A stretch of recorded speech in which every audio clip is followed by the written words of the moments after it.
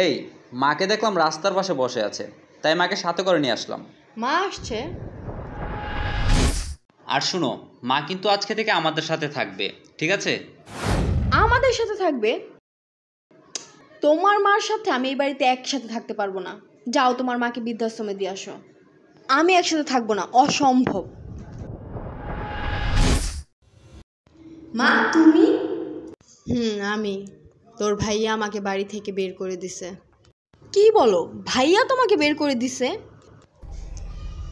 বাবা, আমাকে ভালো দেখে একটি বৃদ্ধাশ্রমে রেখে আসো।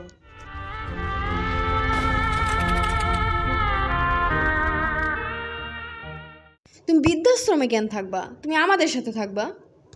তুই তো বললি তোদের সাথে থাকা যাবে না।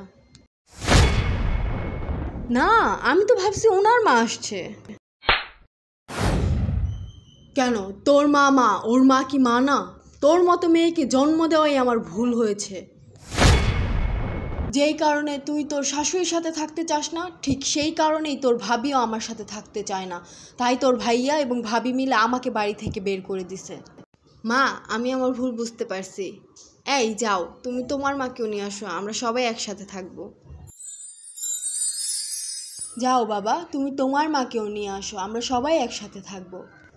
ঠিক আছে মা, আমি আজকে আমার মাকে নিয়ে আসবো।